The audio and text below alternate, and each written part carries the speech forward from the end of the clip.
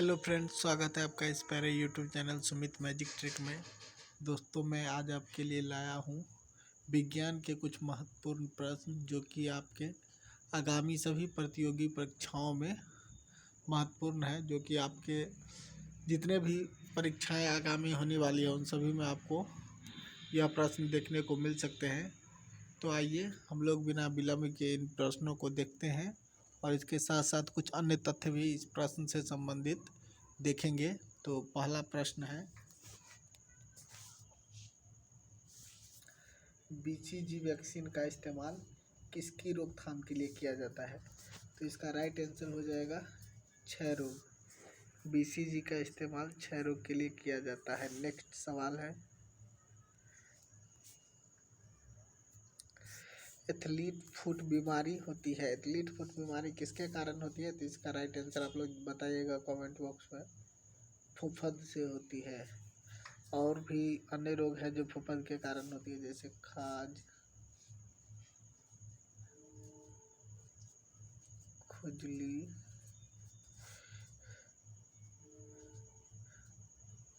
गंजापन, athlete foot और दाद। ये सभी रोग ऐसे हैं जो फुफद के कारण होते हैं। नेक्स्ट सवाल है,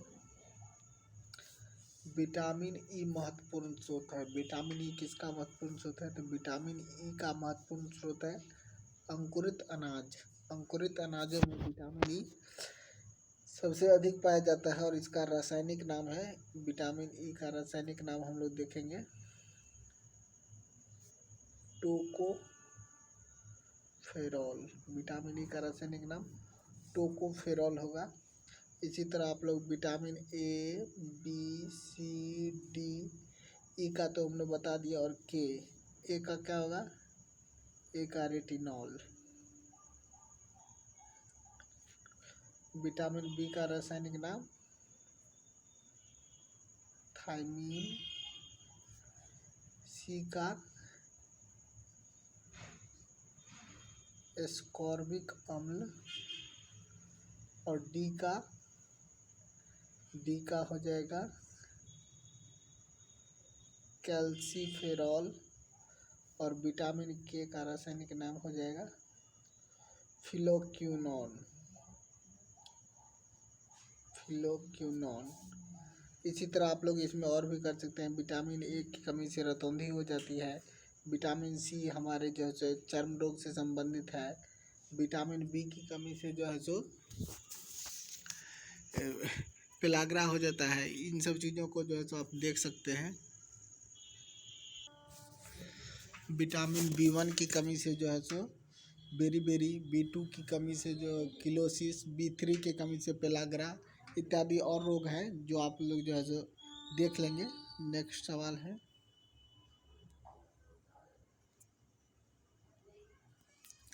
निम्नलिखित में से किस युग्म में खुला परिसंचरण तंत्र पाया जाता है? खुला परिसंचरण तंत्र पाया जाता है दोस्तों कॉकरोच और केकड़ा में। ये सभी किस कुल से संबंधित है? तो खुले परिसंचरण तंत्र वाले जंतु जो है ऑर्थोपोडा जगत से संबंधित है ये। और इसमें और भी जैसे हैं मक्खी, मच्छर,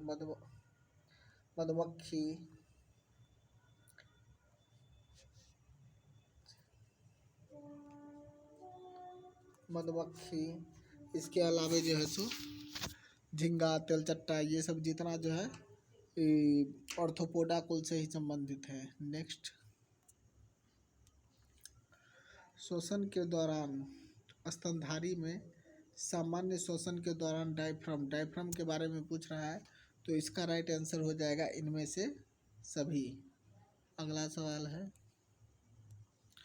अगला है, रक्त समूह ओ को सार्वत्रिक रक्तदाता कहा जाता है।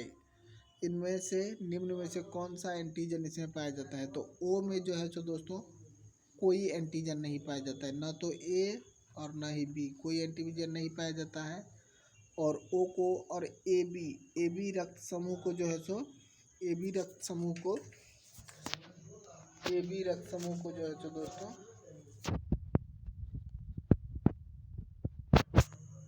सर्वग्राही रक्त समूह ए बी को जो है सो सर्वग्राही कहा जाता है, क्योंकि इसमें ए और बी दोनों एंटीजन पाए जाते हैं। इसमें दोनों एंटीजन पाए जाते हैं। नेक्स्ट सवाल है, और इसके अलावा दोस्तों रक्त समूह का खोज किसने किया था?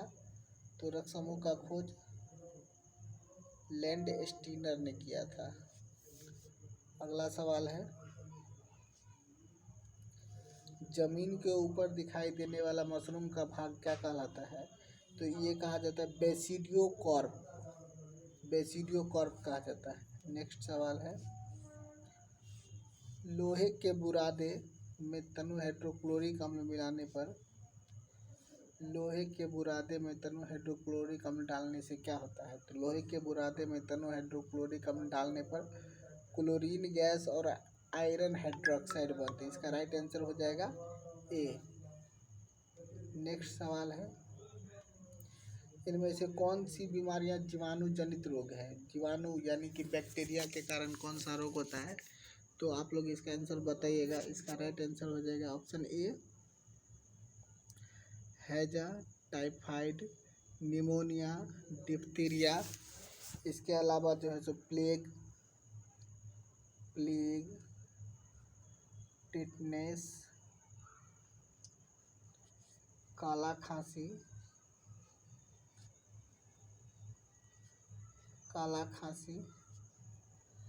आदि अन्य रोग हैं जो कि जीवाणु के कारण होते हैं। और दोस्तों और भी पूछा जाता है कि बैक्टीरिया का खोज किसने किया था? तो बैक्टीरिया का खोज जो है ल्यूवेनहॉक ने किया था।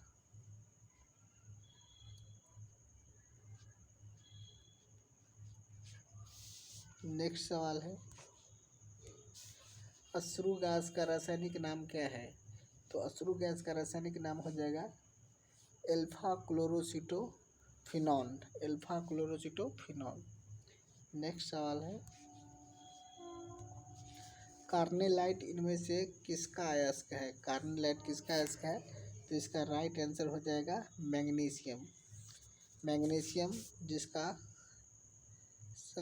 संकेत होता है Mg, जस्ता का Zn, पारा का Hg और चांदी का Ag। अर्जेंटम लैटिन नाम होता है। तो मैग्नीशियम का जो है सो मैग्नीशियम के अन्य अयस्क है जैसे डोलोमाइट,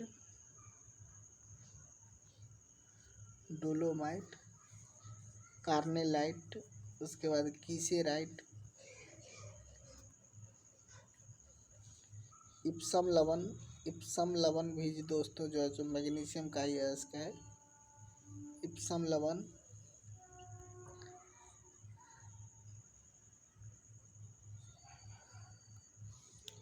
चलिए नेक्स्ट सवाल है,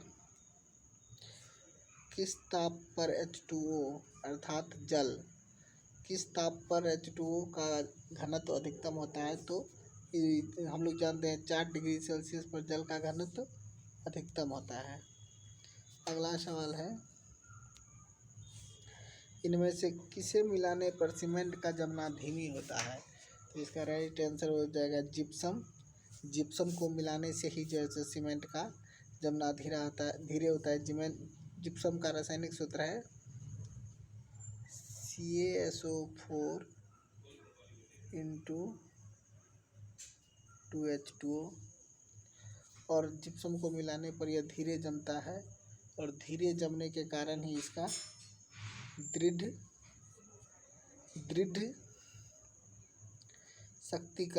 शक्तिकरण होता है। नेक्स्ट सवाल है,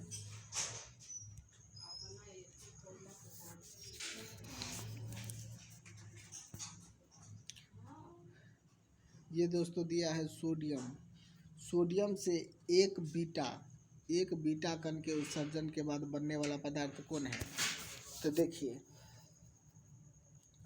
किसी भी तत्व में एक अल्फा कण के निकलने से परमाणु संख्या और यह परमाणु द्रव्यमान, परमाणु संख्या में 1 इकाई की कमी और द्रव्यमान संख्या में 2 इकाई की कमी, अल्फा कण के निकलने से और बीटा कण के निकलने से अल्फा कण में एक की वृद्धि होती है और द्रव्यमान संख्या पर कोई प्रभाव नहीं पड़ता है। तो यहाँ पर बीटा कण के निकलने से परमाणु संख्या में एक की कमी, तो परमाणु इसका कितना है, बीटा कण के निकलने से परमाणु में एक वृद्धि होती है, तो इसका परमाणु संख्या जो है सो 11 है और 11 में एक की वृद्धि होगी तो यह हो जाएगा 12। और 12 किसका होता है, 12 परमाणु संख्या होता है मैग्नीशियम का। इसका राइट आंसर हो जाएगा मैग्नीशियम। नेक्स्ट सवाल है,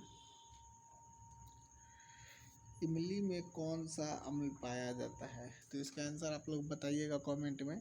इसका राइट आंसर हो जाएगा ए, इमली में टार्टरिक अम्ल पाया जाता है। बाकी अन्य पर भी चर्चा कर ले तो लैक्टिक अम्ल किसमें पाया जाता है?